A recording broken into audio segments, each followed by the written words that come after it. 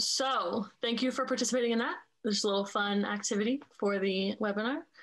Um, and I will go ahead and pull up the video, Guy, if you're ready.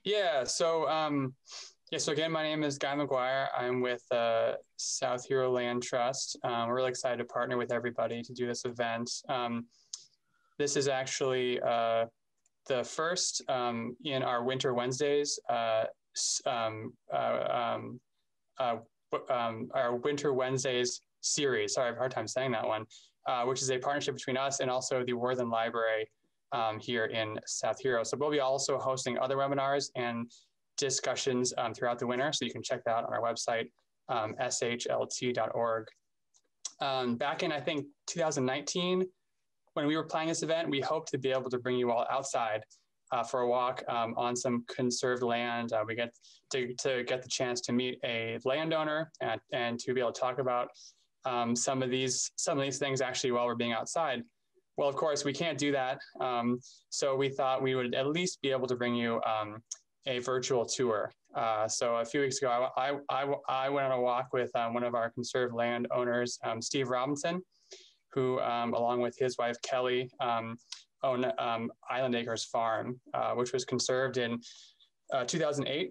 And that was a partnership between us at South Hero Land Trust, Vermont Land Trust, and with support from the Vermont Housing and Conservation Board, as well as folks from the community, donors and community members of both organizations.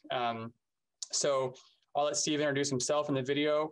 One last thing though, we do have closed captioning available. So if anyone does need closed captioning for the video, that is available on our YouTube version. So we're going to be playing the video here in the Zoom, and I'm putting a link right now in the chat. So if you want closed captioning, if that makes the video more accessible for you, you can go to the YouTube page and watch it while we're watching it here. I would encourage you to silence your Zoom app so you don't have two different video sound playing at the same time. But if you don't need closed captioning, you can just go ahead and watch it right here. And so the YouTube link is in there. And then I'll also just put the transcript if that's even easier for you in the chat as well. And that is a Google Doc. So yeah, without any further ado, go ahead and roll the video.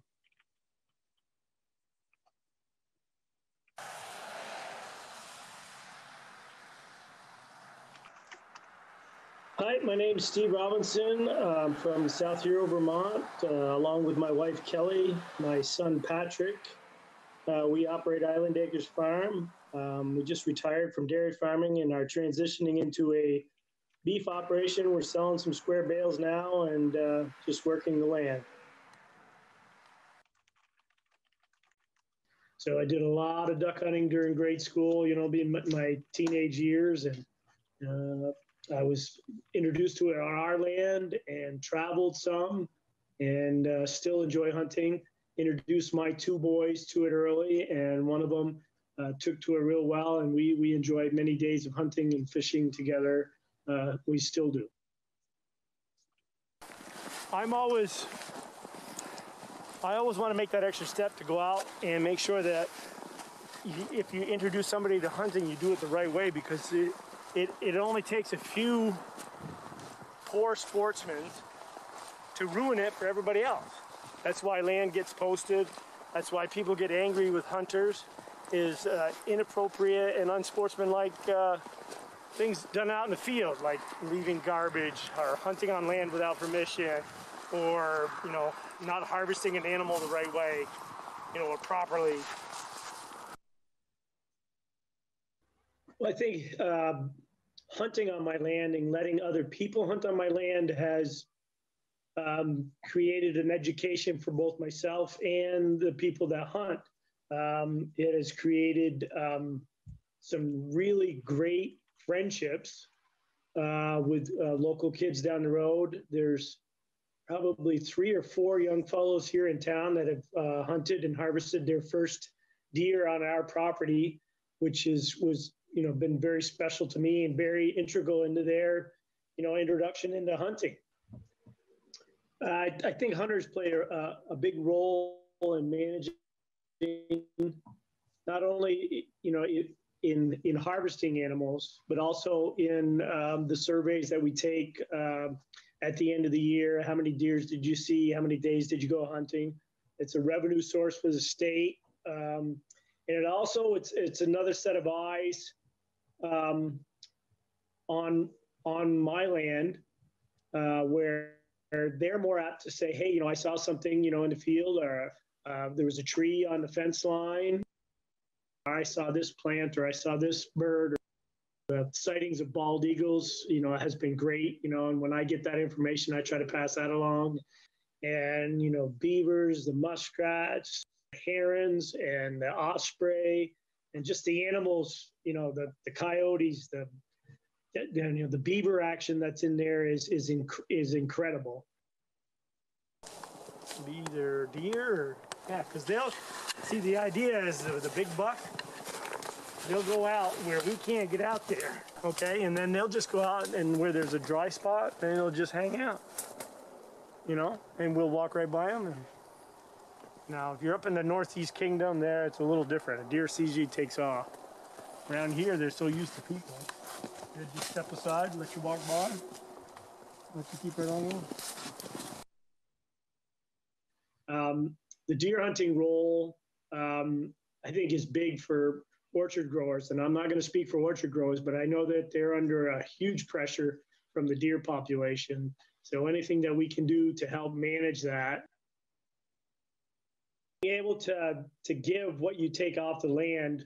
I mean, if it's a vegetable, if it's an animal, the same when we're raising animals, to be able to give some of that away, the vegetables, and being able to harvest an animal and to use all of the meat.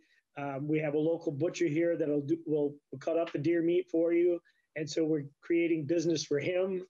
We're also taking responsibility for our land and the animals that are on it, and then being able to pass it on.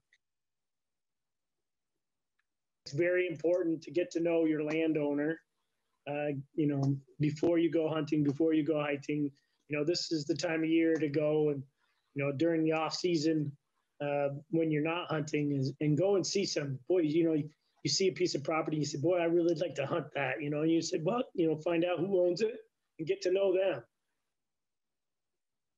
And it's the community that helped with the conservation easement, and to be able to give that back to the community through hunting, through cross-country skiing, through hiking, through snowshoeing, it makes it a bigger thing than just my land.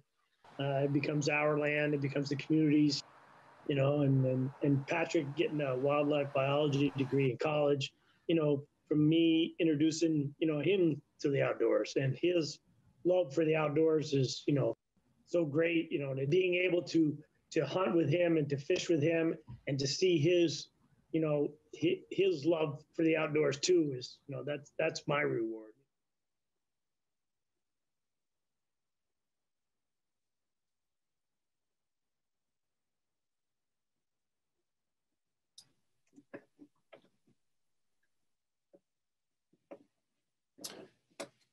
Great.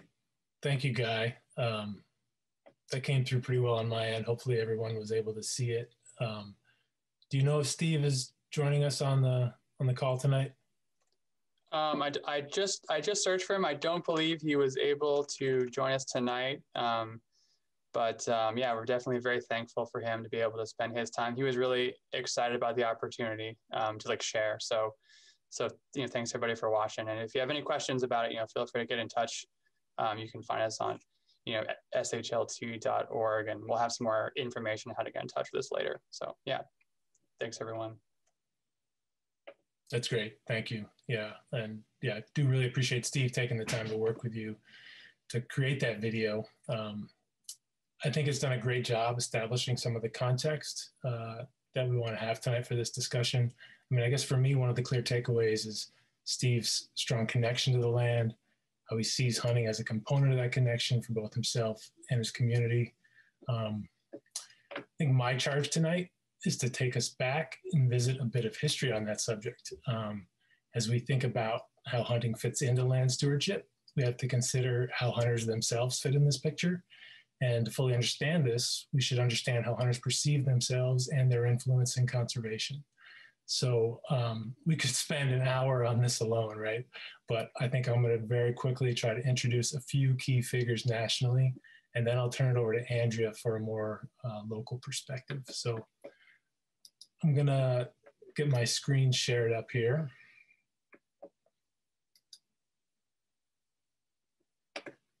Hopefully folks are seeing that okay.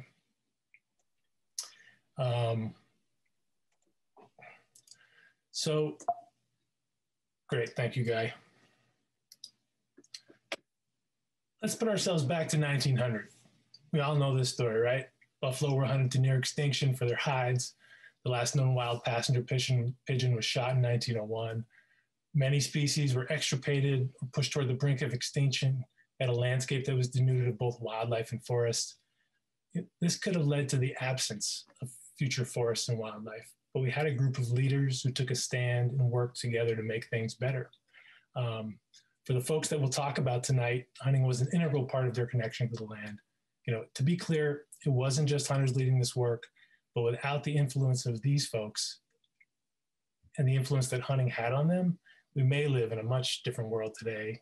But with a bit of hard work and determination, we're able to reverse the negative trends. So we entered a time of recovery. We saw wildlife management emerge as a science. We had new policy to protect wildlife resources. In Europe, wildlife was still privately owned, which made it difficult for many to form meaningful connections to the land and to wildlife. But here in America, wildlife was owned by the people. Andrew is going to provide a little more detail on policy and wildlife being held in the public trust, I think. But I believe that this is what allowed a deeper connection for wildlife in America and to the land. And for many, this connection was formed through hunting. And it really set the foundation for their actions in future years. So how do we get there? Well, let's visit three historic conservationists who helped establish the modern conservation movement. TR, perhaps the best known conservation figure at the turn of the century, was our 26th president, Theodore Roosevelt. The idea of conservation, the wise use of natural resources, was really a matter of national security to him. He popularized conservation under his presidency. We may know the stories of TR as a hunter, particularly made famous by his encounter when he chose not to shoot a black bear in Mississippi. This was then depicted in a cartoon in the Washington Post, and then became the origins of the common children's toy, the teddy bear, right? But we should also recall that as a boy, he grew up in New York City in the 1860s. He was an avid birder. At the age of 7, he and his cousins started their own natural history museum with animals that they'd gathered. His love for wildlife was so great that he had a clear focus on protecting the habitat that they needed. He did this by establishing a foundation of the public land system that we know today, really in large part in an effort to prevent habitat destruction. Roosevelt used his authority to protect wildlife and public lands by establishing approximately 230 million acres of public land. On the slide, I hope you can see the map on the lower left is the amount of public land in the West when he took presidency. The map to the upper right was when he left office. He established 150 national forests, 51 federal bird reserves, 4 national game preserves, 5 national parks, and 18 national monuments, all in a time when public land ownership was perhaps the best way to ensure wildlife habitat. Lots of great TR quotes, but I'll leave us with one of my favorites. Do what you can with what you have, where you are. He certainly did that. A contemporary of Roosevelt, George Bird Grinnell. He also grew up in New York. He had a strong interest in the natural world. This was heavily influenced by his boyhood neighbor and tutor, Lucy Blackwell Audubon, the widow of John James Audubon. For over 30 years, he was editor of Forest and Stream magazine, where, as one writer put it, he became the chief catalyst, conscience, and overall pulse of the nation's fledgling conservation movement. Forest and Stream, which is the precursor to the modern hunting and fishing magazine Field and Stream, it was really used as a platform to create a culture of conservation. Along with then Congressman Roosevelt and others, Grinnell was a founding member of the Boone and Crockett Club. The club promoted fair chase and strove to eliminate market hunting. Grinnell served as the club's president for nearly a decade. But he was also the founder of another important conservation organization, one that focused on wildlife that we don't hunt. If you think back to his boyhood neighbor, Lucy Blackwell Audubon, in 1886, he helped establish the Audubon Society of New York, the forerunner of the National Audubon Society, which was clearly named because of his influence with his early mentor. He was the director of that organization for 26 years. And we can't talk about the history of wildlife conservation without visiting with Aldo Leopold. He was strongly influenced by T.R., Grinnell, and others. As a boy, he grew up hunting in Iowa with his father, Carl, who he credits with instilling his own stewardship ethic. His father implemented voluntary game limits before there were established seasons and bag limits.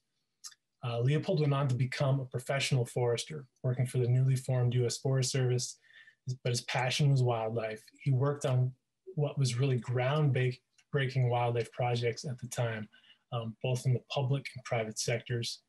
He went on to publish the first text on wildlife management, game management, in 1933, literally writing the book on wildlife management in this country. And he became the new chair of game management at the University of Wisconsin that same year. He was a board member of the Boone and Crockett Club. He was a founding member of the Wilderness Society. He was considered a pioneer in conservation biology, but perhaps most of us know him best for his 1940s work, A Sand County Almanac, his collection of essays where he establishes his connection to his Wisconsin farm and the evolution of his own land ethic. I think it's worth slowing down here for just a second. Clearly, many before him possessed an ethic toward the land, but perhaps he was the first to articulate it in this way, knowing that ethics direct all members of a community to treat one another with respect, right? Benefit for all. But in his version of a land ethic, he expands that definition of community to include not only humans, but all the other parts of the earth, soils, waters, plants, animals, what Leopold called the land. And that's the crux of it, right? For any of us involved in land stewardship, we have to think about what the land means to us and the relationship that we want to have with it. And we have to engage in what Leopold called a thinking community, which is really what we're doing here tonight by being part of this discussion. So that's covering a lot of ground quickly. I apologize to that, but I'm going to stop there and turn it over to Andrea. And while we're doing that, I know we had a glitch with our first poll, but do we want to try see if we can work out the kinks for the next one? Yes, I just launched it, so you should be able to see it and start answering. Okay, while Andrea's queuing things up, we'll give folks a chance to reply to that. Can you see my screen okay, Dan? Yes. Great.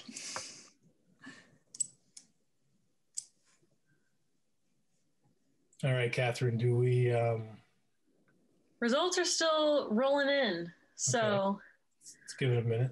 Got about, oh God, I can't do percentages in my head. Only room in my brain for Zoom features right now. But almost 100%. If you haven't answered, go ahead.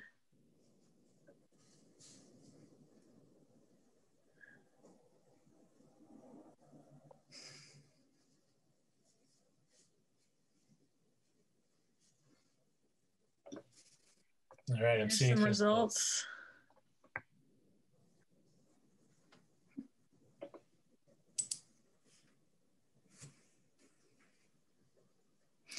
Great. Okay, well, I will take it away. Thanks for tuning in, everyone. I'm Andrea. I'm a habitat biologist with the Vermont Department of Fish and Wildlife. So I work with private landowners all over the state. And I'm really just grateful to have this opportunity to be part of this discussion about stewardship and people's personal land ethics and hunting. And it's just a really appropriate and timely, important conversation. Admittedly, I've tried to put a lot into this presentation and it's a short amount of time. So it's going to be kind of drinking from a fire hose. So I apologize for that. We're going to talk a little bit about the current status of our deer herd in the state, focusing on deer in the Champlain Islands, and then some of the challenges that we face when we come to deer management in that part of the state. But first, I want to talk about a little bit about how hunting and wildlife management has kind of evolved in Vermont and in the larger United States, just to set the stage. And so to do that, we need to kind of understand way back when Vermont was first being settled by Europeans, what was going on. Vermont's different. We know that. Vermont's always been different, and it was settled much later and much differently than the rest of southern New England. Massachusetts settlements, for example, were really set up around a central green, surrounded by houses and farms and town. And farmers turned their livestock out into the village green, and they walked out to the croplands outside of town. Whereas most of Vermont was not settled for another 100 years, and it was settled in waves. Family groups arrived and cleared small subsistence farms that were really kind of self-sustaining. Settlers arrived in droves throughout the late 1700s, and Vermont's non-native population went from about 3,000 to 155,000 in 40 years. So it was a real big surge all at once. Vermont was really still considered kind of the wild, the wilderness, and it was much different than the rest of New England. So the early European settlers in Vermont were really independent, and they had to be just to live off the land here. And they really didn't want to tolerate a system that was like the English system of wildlife management, where hunting and fishing rights belonged to those of a certain economic class or of a certain social status. The early settlers really couldn't afford a system like that. They needed to do everything that they could to minimize the risk to their sheep and their cattle that they faced against predators in the wilderness, and they also just needed to feed their families. So the early Vermont settlers sought to ensure that public lands would be available for hunting and fishing through the people of the state. And this led to the early framers of our Vermont Constitution to include the ability to hunt on any enclosed land. And so this is just the section in our Constitution that talks about that. The early settlers, like I said, sought to ensure that public lands would be available to the people of the state. They were really concerned that at some point in the future, the legislature may decide to forbid hunting or allow it only to certain people or only allow it on public lands. And this led to the early framers of our Constitution to include the ability of the citizens to hunt on any unenclosed land. And so that's what is being referred to a lot when you hear people talk about around the state, when you hear people discuss having public access to private land or posting your land. And that's kind of where that all begins in our Constitution. This also made Vermont the first state in the country to include hunting and fishing as a constitutional right.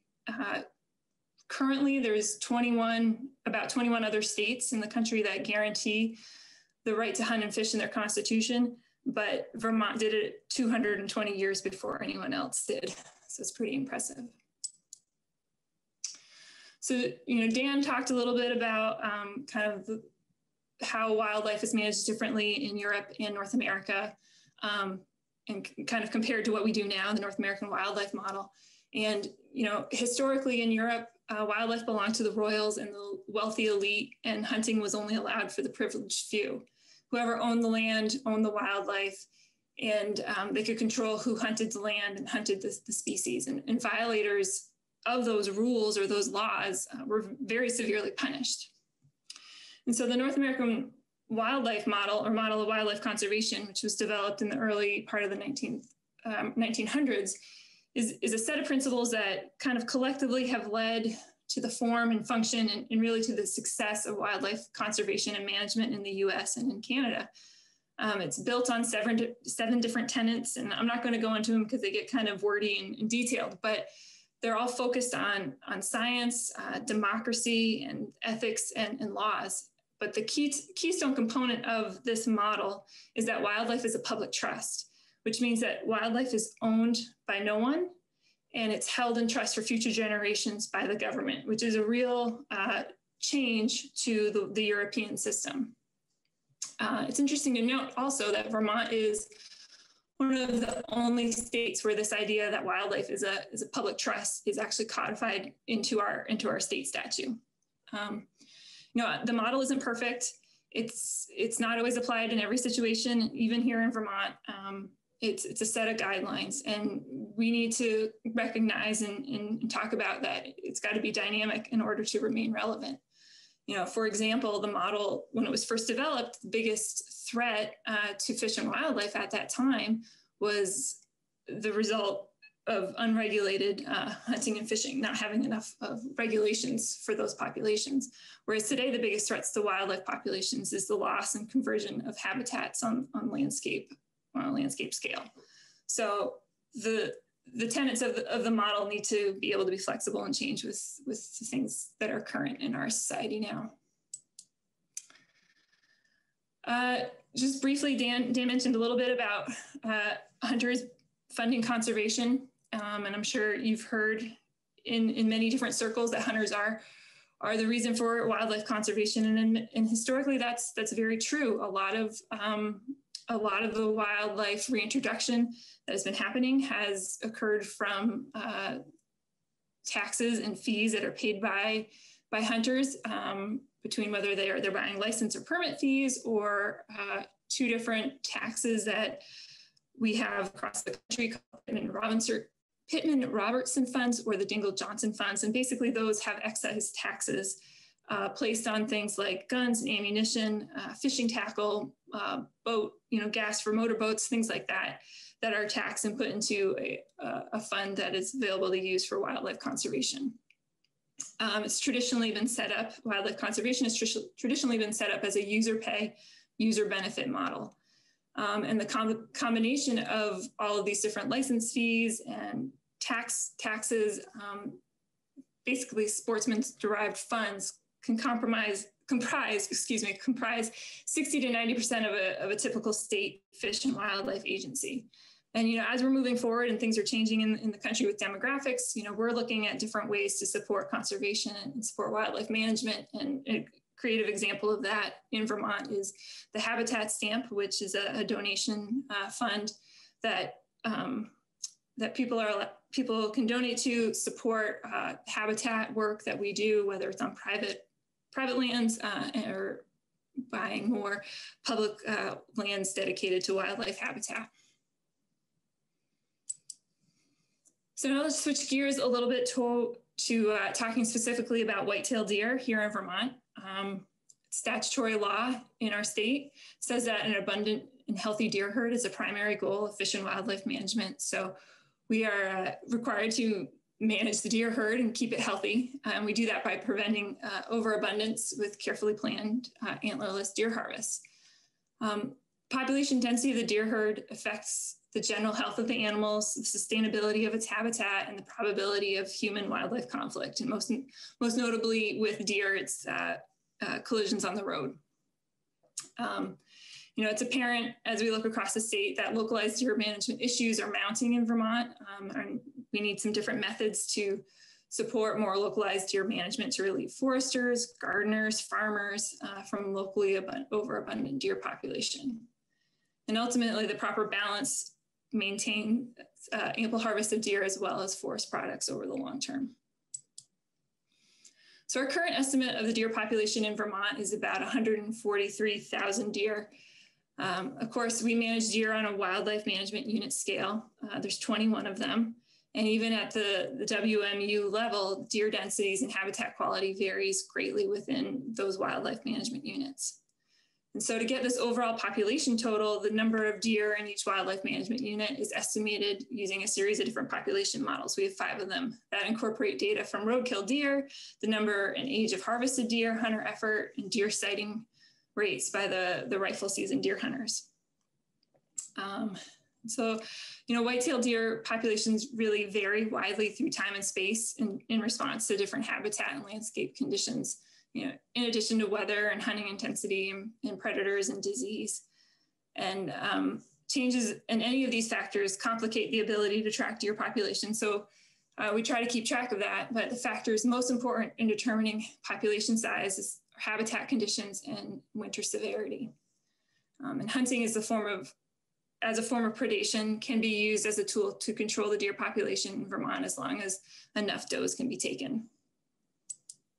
So here's just kind of a graphic to show how populations of deer will change over time based on the habitat. So the picture, the map on the left is from 1969, and it shows where deer were harvested in the rifle season by town. And as you can see, the shift over the next 50 years, 2016, the populations of deer have really moved. And if we look at that with a map of where areas are heavily forested, where agriculture is prevalent, you can see that it really lines up to where there's more ag, more kind of the field and forest mix is where we're seeing a lot of deer now.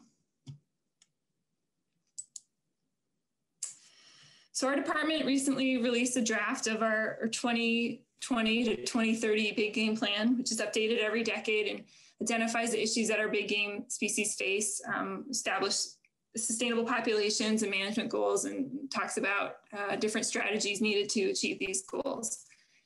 And it's important to note that our focus is not just on the number of deer, but whether they're in balance with their habitat. And we determine that by measuring different physical conditions of the deer.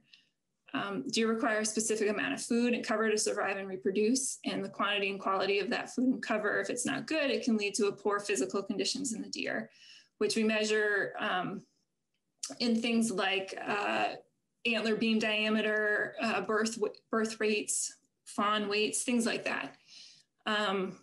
So, at the same time, we know that as deer compete for forage, preferred browse species can be reduced and eliminated, and forest regeneration is negatively affected. And Nancy's going to go into that in a little bit. I will say, if we had consistent, reliable, widespread browse assessments across the state, we would definitely use those in talking about our deer plan objectives, but we just don't have that kind of data available. So if we kind of zoom into the Lake Plains region, where we're talking about today in the Champlain Islands, we can see that the density of deer per square mile has been within the range for the last several years and has really been above the desired objective for the last 5 or 6.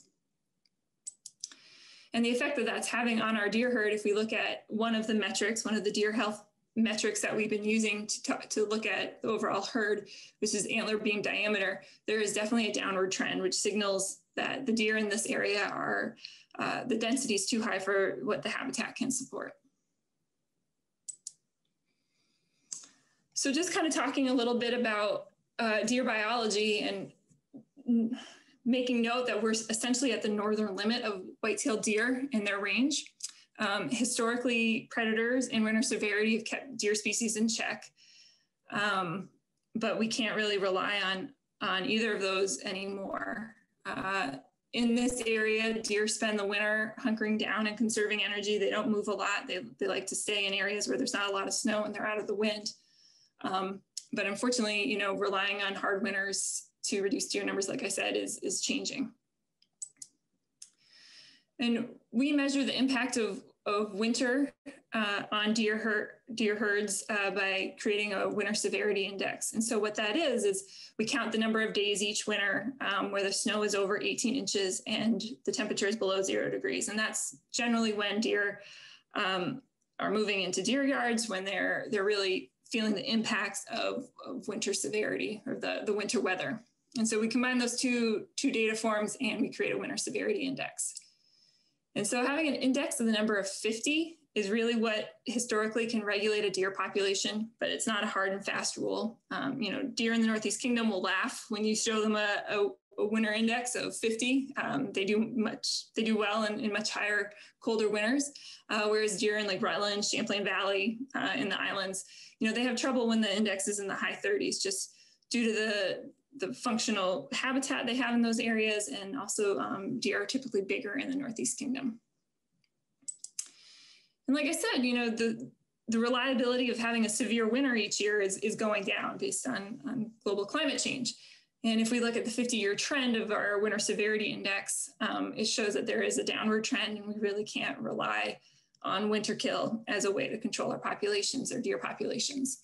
And most likely we won't be able to rely on this as we move into the future. And that means we're going to have to rely on hunters to reduce the deer herd. So if we look at the Wildlife Management Unit A, which is county islands, this is our objectives for the next 10 years of the deer herd. We would like to decrease the overall population of deer in the area. The density, the objective is 18, and right now it's at 33. So it's at an alarming rate. Winters here in this area are among the least severe anywhere in Vermont, and the habitat is really productive just due to the high abundance of agriculture, apple orchards, things like that. And despite the high population density, the physical condition of the deer in this region remain relatively good, basically because of that high agricultural habitat. The abundant agriculture and other open land means that only 46% of the habitat is forested in this area, and the density of the deer equates to about 71 deer per square mile of forest, which is really high and intense compared to other parts of the state and in the country. The health of these ecosystems is the primary management concern in this region, and limited hunter access to private land is a significant management challenge. So I'll just end on a positive note. This is what we saw in the last year of our new deer regulations. We've had a huge increase in the amount of antlerless deer that was harvested in WMUA, excuse me. And we actually were able to reach our management objective for that season. So of course we'll have to continue to do that if we want to impact, have a positive impact on the forests in this area and on the deer herd. So with that, I know I talked for a little bit too long, but here's my email address if you have any questions. Great, thank you, Andrea. We are running a little behind now, not Andrea's fault. I think we've had a slow accumulation of running over, so we'll try to keep things moving. Maybe Nancy, you can get things queued up, and Catherine, I might suggest that unless we can do it really quickly, we skip this next poll, just in the interest of time. Oh, it's already up here. It's a little shorter, so I think we can do it in a few seconds. Just, are you a hunter? Yes, no, or no, but. Okay, and while folks are doing that, I will let Nancy know I can see your starting slide. Okay, yeah, thanks. Great to be here tonight. I'm gonna probably zoom through these slides if I can get my slides to advance here. No. You might have to click instead of. There we go. So I just want to start out by saying landscape certainly makes a difference here. We're focusing in South Hero tonight. So I would like to just show what it looks like from an aerial view in South Hero. So the photo on the left of your screen is all of South Hero. And you can see how much agricultural land is surrounding these blocks of forest. I kind of zoomed in to one of those blocks of forest in the photo to your right. And you can see that this really is an island. And this particular island is about 500 acres in size, which is one of the largest blocks of forest in the islands. So when you think about it, we're looking at isolated pockets of landscape that are around 200 acres, 100 acres, and then the largest something like this. Now, this is absolutely completely different than what our landscape would have looked like pre-colonial. So we don't have currently a balanced functional landscape for deer living in a wild situation. Look, and Andrea showed this in her presentation, that the deer are now found in greater densities in areas that are interspersed with agriculture. And one of those reasons is much of our agriculture is corn, and corn is a fabulous food source. So when the deer are eating all summer long, they're getting fat and healthy. And in the islands, there's no need to yard. There's not enough snow depth any longer. So the deer are still moving across the landscape freely and being able to get very fat, very healthy, having several young at a time. And what we're talking about tonight are impacts from deer. So too many deer certainly impact our native plants. And as you can see, the deer browse on forest trees. Like, some of the preferred browse species are also some of our most important economic species, including oak, ash, maple, cherry. You can see the browse line over here on these northern white cedar, which is really a preferred species and very common species in the islands as well. High nutrient content in these trees for deer, so they're getting good nutrition from them, but you can see they're no longer able to reach above this line. We're also, where there's heavy deer populations, we're also losing our wildflower populations. The deer will browse heavily on things like lady slippers and trillium. You see the white trillium here, which is a species that is found really only on calcium content, high calcium content soils. Also, ginseng is another plant that is within the deer range where there's a high population, that's going to be decimated. So when we look at these, it's really truly impacting our native flora. It also impacts wildlife habitat. So when I showed you that browse line on the northern white cedar in the previous slide, I'm showing again in some hardwood pockets where there's also a browse line. That red line that you see, there's nothing growing on the forest floor beneath those that browse level. So that's impacting animals like black-throated blue warbler, which nests in that area that's 1 to 6 feet in height. If there's nothing there, there's no nesting habitat. Veeries nest close to the ground. Some of our prey animals like turkey are being impacted. There's no place to hide from their predators, the bobcat, fox, for example, coyote. If there's no place for a prey animal to hide, that predator is going to be much more successful. But in the long run, that predator is also going to lose because they're running out of the animals that they would be feeding on. So this is, it's a chain of events that happens through this, through having too many deer on the landscape. And then you add, like in the islands, as an example, you add invasive plants to this mix, and then our forests are in deep, deep trouble. If you look at these two pictures, one is a picture of a completely dense honeysuckle stand underneath a hardwood forest, and the other is a barberry thicket. Now, anybody who lives in the islands sees this. It's very common. We have areas that have no forest returning underneath a more mature forest. So when something happens to that overstory, there's nothing but an invasive plant material below it. And that's happening because deer do not prefer these species for browsing. They will, if a sugar maple pops its little head up out of this honeysuckle field, that's going to be a prime target for a white-tailed deer to feed on. Also, there's not a lot to eat here. There's very little for a deer to eat, so that's going to affect their nutrition. Just really quickly, this is kind of that exponential growth, population growth. And if there's nothing that is impacting the deer herd, one of the things that we know in Vermont and in climates further north is that deer are limited primarily by snow depth. And so when they need to yard in, and that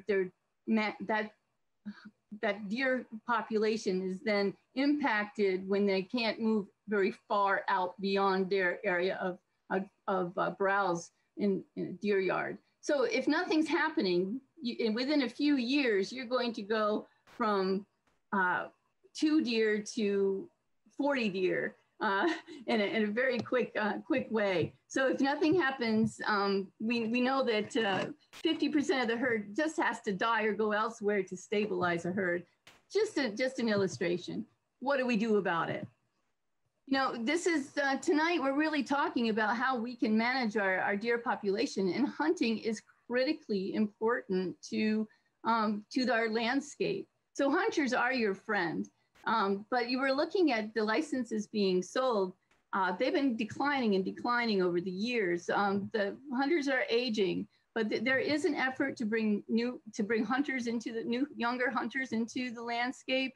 This year during COVID, we saw a surge.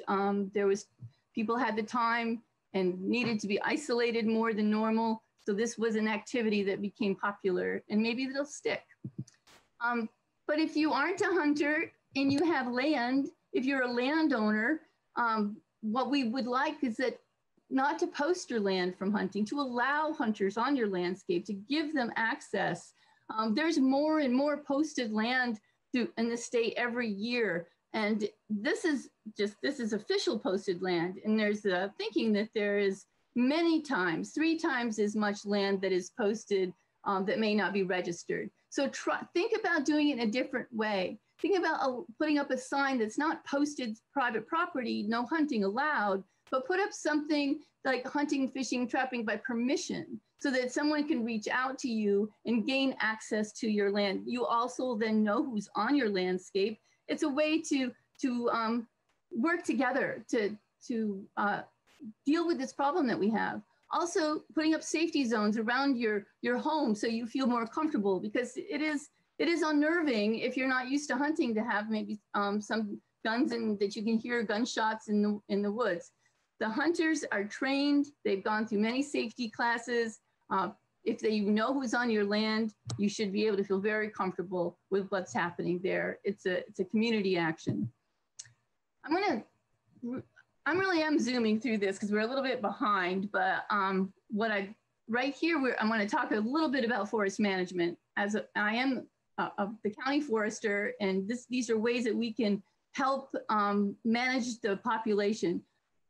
Group selection is a type of forest management. It is actually the forest management strategy that is used to manage for deer in order, particularly in deer yards where the deer are yarded in the wintertime, winter deer yards, where we want to enhance the reproduction and the browse availability. So when you if you cut a little hole in the forest, put all the trees in a small gap, you're going to encourage young trees to start growing, and that's going to provide a food source for the deer.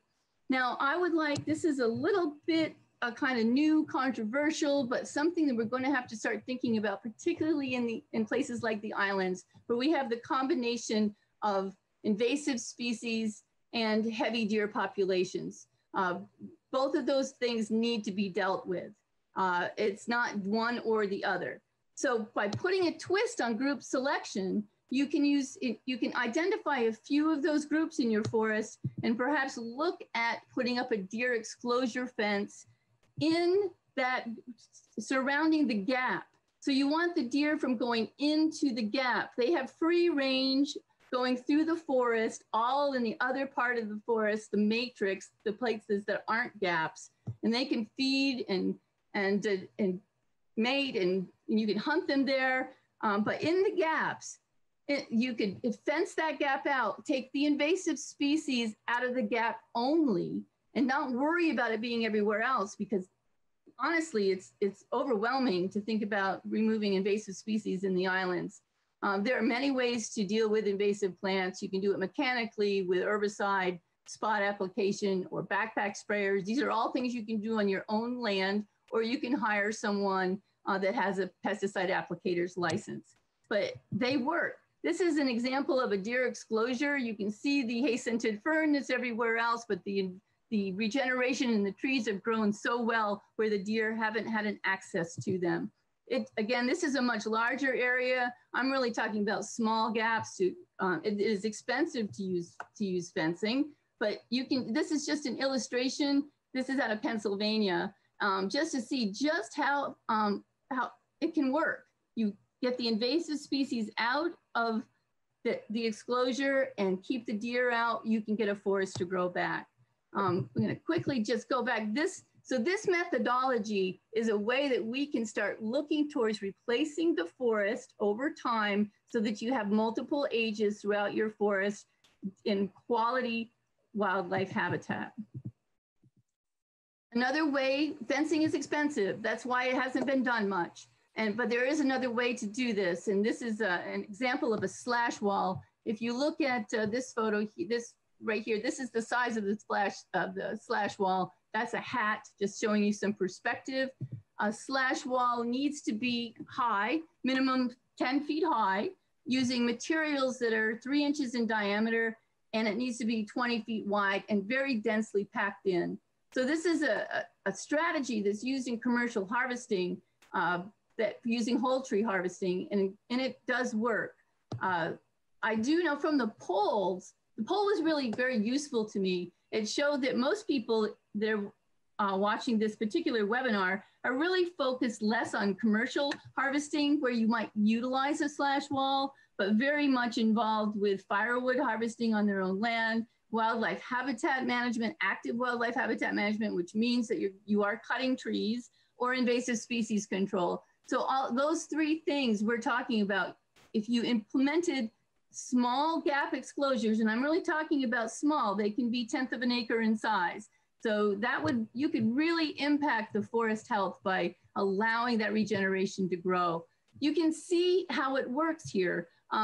Beech is a real problem. Deer don't eat beech much. And so beech can take over a landscape.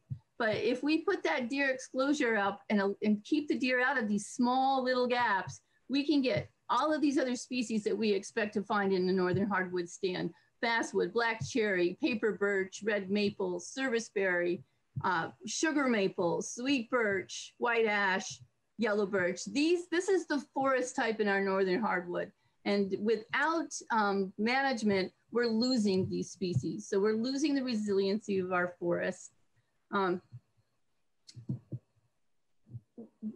Really, I did Zoom. I could have spent more time on each and every one of those slides, but I really want our last speaker to be able to share. So this is my last slide. It does take a community. We need hunters to manage the deer. We need foresters to manage the trees. And we need landowners to allow access on the landscape, to start working on invasive species management, to install barriers if we can. In that group selection harvest, you may have 20% of your landscaping groups. Do 5%, 2% with exclosures. Do some experimentation, see if it works. But the only way we're going to make any headway, particularly in a place like South Hero and the islands, is if we work together to get this to happen. So I'm happy to take questions later on, but there's more to talk. So I'm going to stop sharing my slide. Thank you, Nancy. That was great information. We'll quickly get Matt queued up here. Catherine, if you do want to put up that poll, great. For folks that are able to see that, go ahead and answer. We're going to be running we're going to be running past 8. And Matt will probably be wrapping up by 8:10. And if you can stick around for a bit of question and answer with us, we'll invite you to do that. So while this is happening, Matt, we'll let you share your screen. Great, I can see it there now.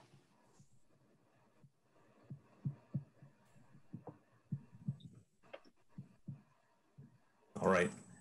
Thanks to everyone for joining us and for having me. My name is Matt Brennan. I belong to Backcountry Hunters and Anglers. I'm a physical therapist by trade, so this is not my specialty. I'm always amazed when I listen to specialists talk about this stuff. The knowledge that goes into a lot of the decision-making around these things is incredible. I'm going to talk a little bit about the complicated nature of hunting, especially in areas with lots of private land. I live in the Northeast Kingdom. I'm lucky to access a lot of public land. I don't have to worry about many things that people have to worry about when they're in a place like the islands and trying to get on private land. And I think it's a potentially contentious issue. There are multiple users on the landscape.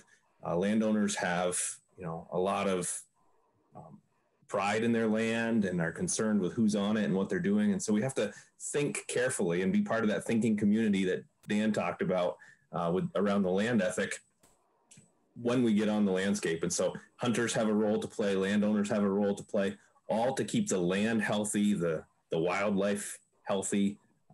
We're all in this together, as Nancy said.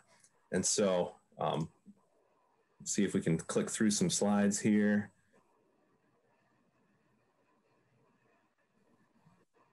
The Citizen Hunter is really the primary management tool of all these organizations that are trying to keep wildlife that was once nearly extirpated and is now approaching overabundance in certain areas. Certainly the islands is a place where that's happening. We don't want to have to pay people to be sharpshooters. You hear about these things in other places. We have people willing to pay, willing to do the work and put the time in to harvest animals and take their food from the land, that sort of thing. So we have the opportunity to have citizen hunters on the landscape and take care of these deer problems, if it's a problem. And the hunter is the primary funder of management. You know, it's as Andrea explained to us. We'll talk a little bit about access, hunter landowner, hunter user relationships, a little bit about ethics, and then talk about multiple users on the landscape as well as a story or two. Access is key for effective management. And I think you've heard a lot about that, but hunters need to be able to get on the land to be able to harvest these deer, take these deer. Permission only signs, as Nancy mentioned, are really an effective tool. It allows you to control who's there, lets people know that hunting is allowed, but that people want to know who you are. And historically, Vermont has allowed open access, and people have a hard time with that. So that permission only sign really kind of conveys the first part of the relationship building there. If more landowners allow hunting more broadly, there's going to be a lot less pressure in a particular area, which is going to be more effective for hunting. It's going to be more effective for the landowners. Steve, who was featured at the beginning in the video, you know, has a lot of people talking to him about how badly they want to hunt his land. And so it spreads the pressure out if more people do allow hunting. On the flip side, hunters need to remember that this is a big ask of landowners. You know, it's a really personal thing to allow someone onto your land to hunt deer there.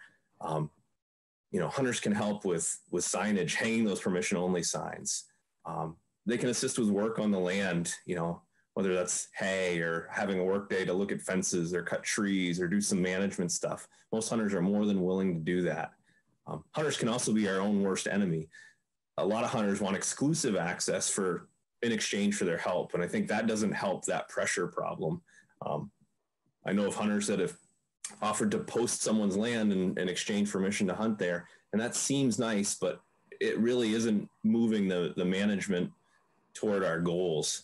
And then hunters tend to badmouth other hunters' techniques, tactics, that sort of thing. And a lot of this comes down to personal preference that really people shouldn't listen to. I think every hunter is doing their own thing, has their own ethic, and there are a lot of ways to skin a cat. And so we need to think about like just what's the ultimate goal. And if a hunter establishes a relationship with a landowner, things will go much, much more easily.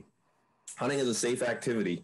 The National Shooting Sports Foundation put out some research. There is one injury per 2,000 participants in hunting, which makes it safer than golf. So it's a very safe activity. Most of those incidents are related to tree stands. And so people around hunters are not in danger. And I think that's one of the biggest, scariest things. Landowners can ask a hunter, you know, or outline when, where, how someone is hunting. Realizing that if the goal is to take deer off the landscape, if we're talking solely about deer, that the more restrictive things are, the less deer that may be taken. Conflicts that come up or violations of limits that landowners may have. The landowner may want to work in their garden on Sundays and not want a hunter there, and I think that's reasonable to ask for. Undesirable behavior like leaving beer cans around, which is a common one. Trash in places, that stuff is how hunters get kicked off. And so I think all of these things can be eliminated through clear communication and establishing that good relationship, regular contact, phone calls, emails. It's so easy these days. And so hunters need to establish a relationship with a landowner. And I think the landowner needs to establish that relationship with a hunter. The liability of a landowner is limited if there's no access fee. I'm not a lawyer, but I think it's important to know that if a hunter does get injured on your land and you know, you provided that open access, that's not on the landowner. So that's should take some of the concern out of that situation. The hunter needs to follow the land manager's rules and has to follow the law, but also understand that the land manager needs to understand how hunting happens. There are restrictive dates and times and things that need to happen. And so a land manager may ask for someone to take 8 deer off a property, and one person cannot do that. And so everyone has a little bit of skin in the game and some requirements that need to be met. Fair chase is a concept that really just talks about, it sort of forms the basis of some ethics around the hunting space. And it's the idea that we do things that are ethical, sportsmanlike, lawful, to take free range, wild, big game, in a manner that doesn't give the hunter an improper advantage over such animals. There's a wide variety of ways that this is implemented and executed, but I think, you know, there is this concept out there that people are trying to do the right thing and trying to be ethical. How I approach ethics as a hunter, if I approach the land and the wildlife with care, concern, and respect, I'm going to do fine. And I think most hunters, 99% of hunters do that. One bad apple often spoils the bunch, but to the landowners that are listening, please don't let that influence you. There are lots of good hunters out there, and it's just a matter of getting to know people and understanding their ethics and how concerned are they about the land, your land, is really important. Hunter ethics are complicated. There are lots of contributing factors here. We've got laws and regulations that sort of frame the outside of things, regional ethics. Here in the Northeast Kingdom, we like to track deer. We follow deer around across multiple pieces of property. And down in Mississippi, I have a friend down there. He thinks following deer tracks around is not right. And so there are a variety of ways that things happen.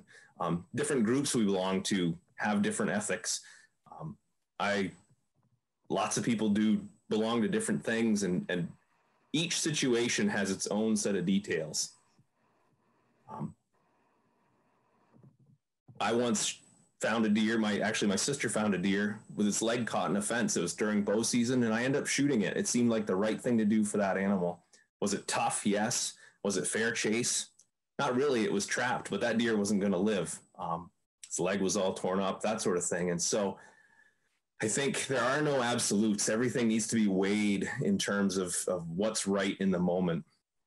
And so realizing that a landowner, when a landowner grants permission, there are some boundaries that get to be set, but there's also these sticky situations that need to be managed carefully and talked about. And I think, again, communication is the key to all of those things. Obey the rules, respect the customs locally. The personal code of ethics is good. Behave in a way that brings no dishonor to the hunter, the hunted, or the environment. I think if a landowner is talking to a potential hunter and gets the sense that this person is going to be honorable, respect the land, you can make some things happen from there. So those are the ethics, when we combine that with the land ethic that we all have, that really move this community ahead and put us in a good place. One of the big contentious things is managing multiple users on this public-private land. You know, places with conservation easements that allow access and have maybe a cross-country ski trail or a bike trail creates the potential for conflict when we add hunters in the mix. But I think rather than saying, oh, you can hunt here on Saturdays and you can hike here on Sundays, I think if we acknowledge each other's presence and acknowledge each other's ability to be on the land, we can get along and find a way to make that work. Hunters don't necessarily want to be next to trails. You know, the presence of people often will move deer off into the woods. And so I think there are discussions to be had around how we manage these multiple users. In general, for those of you that aren't hunters, deer hunters are on the land October through to December. to varying degrees. The most popular times are at dawn and dusk, a couple hours at the end of each end of the day.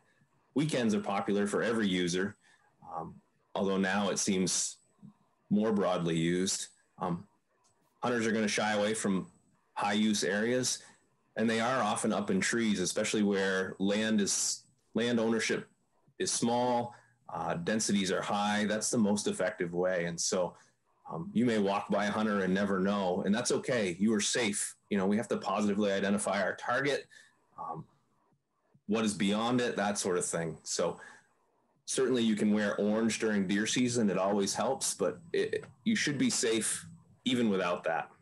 People don't look like deer to hunters. I'll end with another story. I was recently out on some land near me, and I was coming down a trail. This is land that has a conservation easement on it, has trails. I had been rabbit hunting up there and was just hiking out the trail with a shotgun in hand. And she was hiking in with her dog, and it really bothered me that I was probably one of her nightmares. Either before that, she'd envisioned that scenario and was scared of me, or afterwards, she was probably scared about what she had encountered. You know, a guy with a gun wearing orange meeting on the trail. And all I could do was wish her a good hike. But I think the more we can interact and have positive interactions on these public-private lands, the better we're all going to be. I'll wrap it up, but I think it'd be good to start a conversation there more broadly. Great. Thank you, Matt.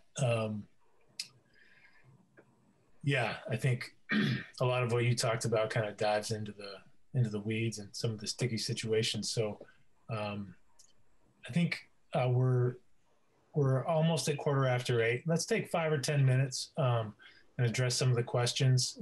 Catherine, I'll let you queue yourself up to do some of the moderating, but I also want to give Guy and Emily a chance to ask any questions or kind of lead us off with some thoughts as we do this, given that the area that we're focusing on tonight is really your backyards. Yeah, I don't think I have anything else to say. I definitely want to give room for questions. I think we had a lot of great questions come in. If while some questions are being answered, I don't know, Catherine, if you want to throw up our next events on the slide. So if folks are curious about what's upcoming, they can check out that. We have a couple of events coming up, including perspectives from Abenaki people on the connection to land. We also have an event on water quality coming up, as well as an event on about farming and small farms. We have some other cool things that are going to be happening, trying to provide diverse perspectives. And I don't want to take up any more time, though, from all the great questions that folks have. So, yeah. And thanks, everyone, for being able to be here. Okay, thanks, Guy. Well, Catherine, as I hand the reins back over to you, I'll just remind folks that probably the best place to type your question is in the question and answer box. That's probably the easiest for us to manage. There are some questions in the chat, and we can try to address those as well if there's time. Okay, yeah, so I hope you can all see the slide I have up. This is my first time doing a Zoom with 2 monitors, and I'm just rolling with it. Okay, so the first question we have is from someone named Lynn. And Lynn wants to know, she said, we are having severe problems with browsing by deer for decades. The Department of Wildlife has addressed the issue by increasing deer hunting and changing the way people can hunt, which would be crossbow. What is the plan for monitoring deer browse in the future? And whoever feels comfortable answering can answer. I can speak for the department that we don't have a plan in place. Finding kind of empirical data on deer browse is pretty hard. So if anyone has a really eager graduate student, we would be happy to talk about that. I don't know if Nancy and Forest Parks and Rec has any insight. I have to say that no, we don't. There's nothing required under the current use program to identify, other than through observation, to say that there may be a browse problem. There was an effort at one point to try to encourage consulting foresters to do some assessment, and some do actually, but it's not across the board. So you don't have good numbers. Okay, thank you both. So Joan wants to know, what does not enclosed mean? We have perimeter fences, high tension electric fences. Still, we have been told we need to post our land to restrict hunting.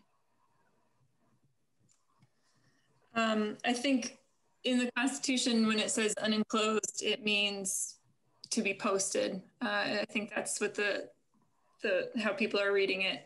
Fencing is not part of that definition. Okay, thank you. So Sabina E says, if hunters come to ask permission to hunt, what would be helpful for a landowner to ask them to determine if they are hunting in ways that are respectful to the animals and the land? And that's a great question, I think. That is a great question. Yeah, go ahead, Andrea. No, I was going to shoot it to you. I think it's more a conversation, asking, what are you hoping to, how do you want to hunt? What are you hoping to shoot? Humans communicate effectively through stories. Like, tell me about the last couple hunts you've been on, or have you had a lot of luck in the past? Someone may be new to it and just seeking permission. Someone had mentioned in there about finding out that this probably was going to be a good place to hunt. They may be new to the area. And so I think setting things up so that you get a sense of who they are, not just their hunting ethics, but their overall ethical approach to the land, and how they relate to you. And I think, a landowner has every right to, if a hunter doesn't portray themselves well, to say no, and maybe the next person is a little nicer. It's no different than any other human relationship in my mind. I don't know if anyone else has thoughts on that.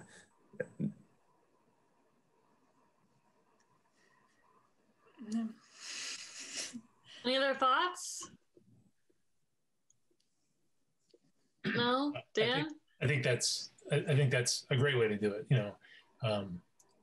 Get to know them, get to know their values, talk to them, ask them stories about other places they've hunted, find out if there's a good match there.